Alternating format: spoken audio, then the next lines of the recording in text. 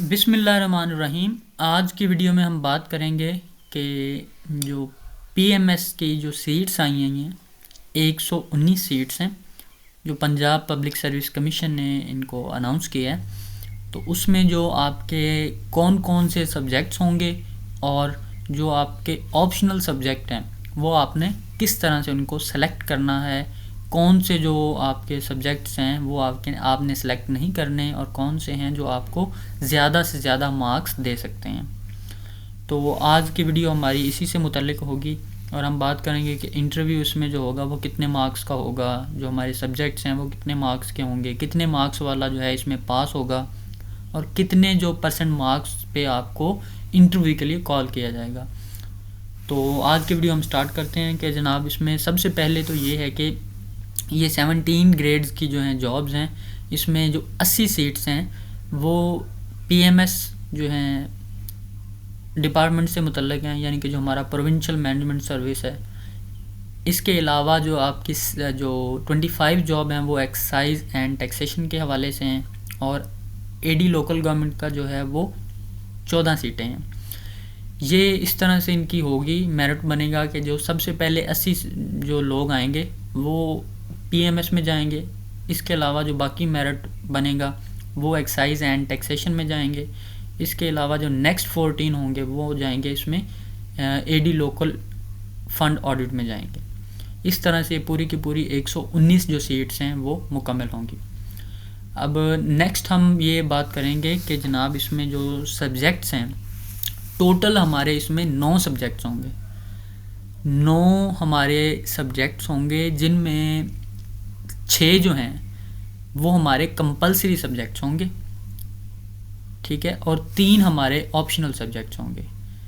Total जो हमारा written paper होगा, रिटन एग्ज़ाम होगा वो 1200 नंबर का होगा, ठीक है जी, यानी कि 600 नंबर आपका होगा जी ये कंपलसरी का, जो आपने हर सूरत करना ही करना है तैयार।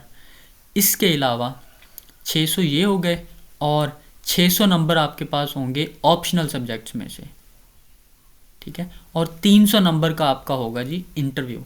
टोटल 1500 नंबर होगा और जो आपके 1200 नंबर रिटन एग्ज़ाम के होंगे उनमें से कम अज़ कम आपने 50% मार्क्स गेन करने होंगे, हासिल करने होंगे, तो फिर ही आपको जो है इंटरव्यू के लिए कॉल किया जाएगा, अदरवाइज़ आपको इंटरव्यू के लिए ही नहीं बुलाया जाएगा। इसमें जनाब जो सब्जेक्ट्स हैं कंपलसरी में नंबर 1 पे हमारे पास है इंग्लिश ऐसे, जो कि सब्जेक्टिव टाइप का होगा और ये 100 नंबर का इंग्लिश ऐसे होगा। नंबर 2 पे जो हमारा कंपलसरी सब्जेक्ट है वो होगा इंग्लिश और उसमें प्रेसी होगी हमारी, कंप्रीहेंशन होगा और ट्रांसलेशन होगी। कोई एक पैराग्राफ दे दिया जाएगा, उसको हमने ट्रांसलेट करना होगा। ये भी हमारा सब्जेक्टिव होगा और 100 मार्क्स का ये पेपर होगा। ये आप ऊपर देख रहे हैं कि जनाब ये 6 पेपर्स हैं और ये 600 ही नंबर है इनका, यानी कि हर पेपर 100 नंबर का होगा, जैसा कि आगे भी लिखा हुआ है। और इसके अलावा 3rd नंबर पे हमारा उर्दू होगा। उर्दू में भी हमने ऐसे लिखना होगा, प्रेसी लिखनी होगी, कंप्रीहेंशन होगा और ट्रांसलेशन होगी, उर्दू इंग्लिश से उर्दू में हमने करनी होगी। या इसके अलावा जो हमारा ये भी सब्जेक्टिव पेपर होगा और 100 नंबर का हमारा पेपर होगा। इसके अलावा जनाब 4th 1 है हमारा इस्लामिक स्टडीज़ होंगे मुस्लिम्स के लिए, और जो हमारे एथिक्स होगा सब्जेक्ट वो होगा फॉर नॉन मुस्लिम कैंडिडेट्स के लिए।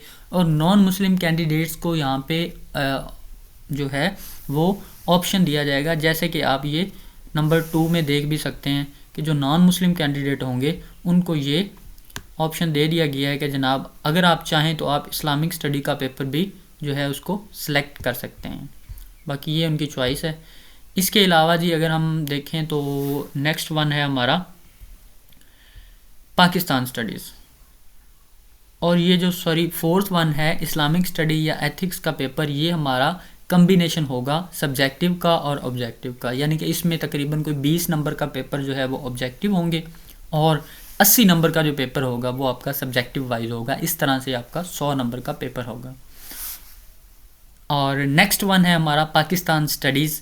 पाकिस्तान स्टडीज़ जो हैं ये भी हमारा इसमें भी ऑब्जेक्टिव और सब्जेक्टिव होंगे, यानी कि 20 को नंबर का हमारा ऑब्जेक्टिव होगा और 80 नंबर का हमारा सब्जेक्टिव वाइज पेपर होगा और ये टोटल 100 नंबर का होगा। नेक्स्ट वन है जनरल नॉलेज। जनरल नॉलेज हमारा टोटली जो है वो ऑब्जेक्टिव बेस्ड होगा और ये 100 नंबर का पेपर होगा और सबसे जो इम्पोर्टेंट है हमारे कंपलसरी सब्जेक्ट्स में और जिसमें काफ़ी सारे स्टूडेंट्स जो हैं वो जिनको बहुत मुश्किल लगता है, क्योंकि हमारे जनरल नॉलेज में ही आगे कोई 5-6 जो हैं वो फर्दर सब्जेक्ट्स हैं। इन पे भी हम डिटेल में बात करेंगे, इसकी आउटलाइन भी डिस्कस करेंगे। तो ये जो हमारा सब्जेक्ट नंबर 6 है कंपलसरी सब्जेक्ट्स में, ये सबसे अहम है। इसको आपने सबसे पहले तैयार करना है और सबसे ज़्यादा आपने टाइम इसी सब्जेक्ट्स को ही देना है, क्योंकि जो जनरल नॉलेज है ये बेसिकली आपका स्क्रीनिंग टेस्ट होगा। इसमें ही आपका पता चलेगा कि आपने जो है वो आगे फर्दर जो है रिटन एग्ज़ाम देना है या नहीं देना। ये आपका स्क्रीनिंग होगा, 100 नंबर का ऑब्जेक्टिव पेपर होगा। अब हम बात कर लेते हैं जनाब हमारे जो ऑप्शनल सब्जेक्ट्स हैं। तो जो ऑप्शनल सब्जेक्ट्स हैं उनमें हमारे पास जी उन्होंने ये बता दिया है कि ऊपर वाले जो हमारे 6 पेपर होंगे 600 के, यहाँ पे हमारे जो 3 पेपर्स होंगे, ठीक है, ये हमारे पास group A, B, C, D, E, F और G इसमें दे दिए गए हैं। और उन्होंने कहा है कि जनाब आपके इन जो हो 7 ग्रुप्स हैं इनमें आपने कोई से 3 पेपर सेलेक्ट करने हैं, 3 सब्जेक्ट यहाँ पे सेलेक्ट करने हैं, ठीक है। आप चूँकि यहाँ पे 7 ग्रुप्स हैं तो 7 ग्रुप्स में से आपने कोई 3 जो है ग्रुप सब्जेक्ट सेलेक्ट करने हैं और हर ग्रुप में आपने एक ही सब्जेक्ट सेलेक्ट कर सकते हैं, एक से ज़्यादा आपने सेलेक्ट नहीं करने, ठीक है जी। चूँकि यहाँ पे एक जो पेपर होगा वो आपका 200 नंबर का होगा। आपने यहाँ पे जो सब्जेक्ट को सेलेक्ट करना है, सेलेक्ट करते हुए आपने ये बात को मद्देनज़र रखना है, जहन में रखना है कि जनाब आप जो हैं वो आपका कोई ऐसा सब्जेक्ट ना हो जो दूसरे सब्जेक्ट के साथ इंटरलिंक ना करता हो। जैसा कि मेरा जो बैकग्राउंड है वो लॉ का है, ठीक है।